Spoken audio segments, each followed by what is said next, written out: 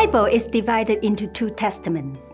The word testament comes from the Latin translation of covenant, berit in Hebrew. The Hebrew expression of making a covenant is literally to cut a covenant. Hebrew, karat berit. This may be linked with the practice of cutting an animal in half and walking between the pieces, or with cutting food as part of the covenant meal. The party who violates the covenant will be cut like the animals. There are two kinds of covenants common to the ancient Near East. The first one is parity covenant. The parity covenant is made between people of approximately equal status. The covenant is normally entered into willingly by two parties. It is sealed by an oath and eating a meal together. The two parties normally refer to each other as brothers, showing their equality. A parity covenant is only made between two human beings, never between God and his people. The covenant between Abraham and Abimelech is an example. Abimelech wants to make an agreement with Abraham in order to guarantee their safety. The second kind of covenant, suzerainty covenant. The suzerainty covenant is between two parties of very unequal status. The suzerain or king imposes its covenant on a lesser power, making it a one-sided treaty imposed by a superior party on an inferior party. The partners refer to each other as either father and son or lord and servant. The suzerainty covenant displayed the following features. The first one, preamble or title. It gives title of superior party. And the second one, historical prologue. It furnishes the basis of obligation. It describes the events leading up to the treaty and lists some of what the suzerain has already done for the vassal. And number 3, stipulations or obligations. It requires of the vassal military and economic obedience and complete loyalty to the suzerain. And number 4, deposition or provision for periodic reading.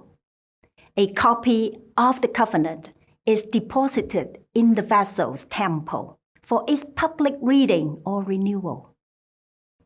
Number 5, list of witnesses. There will be a call for the gods of the participating nations to act as witness to guarantee the treaty. Number 6, blessings and curses. Keeping the obligations will result in blessings, but violating the agreements will lead to curses. The act of treaty making is sealed by means of ratification ceremony involving oath and sacrifice. And Mosaic covenant is the example of this suzerainty covenant.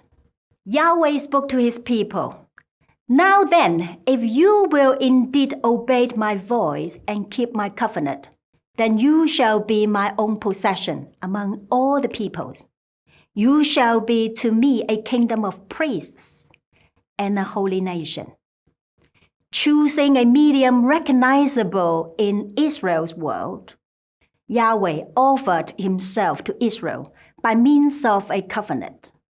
God, the suzerain of the universe, made a treaty with Israel, the vassal nation. In Israel's covenant, the preamble is simple. "I am Yahweh, your God." Then comes the historical prologue. "Who brought you up out of the land of Egypt, out of the house of slavery." This event provides the reason why Israel should participate in the covenant and accept the suzerainty of Yahweh. The stipulations of the secular agreement consist of the suzerain's expectations of his vessel. The most critical of these expectations are the ongoing exclusive loyalty of the vessel toward the suzerain. It is noteworthy that Yahweh begins his covenant with, "You shall have no other gods before me." That means no other suzerains. If the stipulations are kept, blessing will result. And all these promised blessings can be summarized into one single statement. If you obey, you will keep the land. The curses that will result if Israel violates the stipulations of this covenant are detailed in Deuteronomy chapter 28, verses 15 to 68. They, too, can be summarized in one single sentence. That is, if you disobey, you will lose the land. As the only deity standing between Yahweh and Israel is Yahweh himself, and that's why heaven and earth are called as witnesses. After the oaths are made and sacrifices performed, the written record of the covenant is deposited in the ark, which is the footstool of Yahweh in the Holy of Holies. A provision for the periodic reading of the treaty before the people is dictated in Deuteronomy 31, verse 11. At the end of every 7 years, when all Israel comes to appear before the Lord your God at the place which he will choose, you shall read this law in front of all Israel in their hearing. Finally, all that remains is the ratification ceremony of Moses' covenant, which involves oath and sacrifice. We pick up the story in Exodus chapter 24, verse 3, just after Moses has come down off Sinai with 2 tablets in his hands.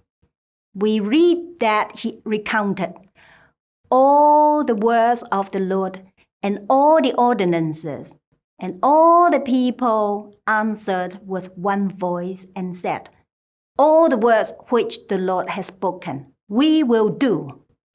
This is immediately followed by a ratification ceremony of offering sacrifices. By oath and sacrifice, the children of Abraham become the nation of Israel. The God of the cosmos becomes their sovereign Lord, and the slaves are transformed into a kingdom of priests and a holy nation after the Exodus.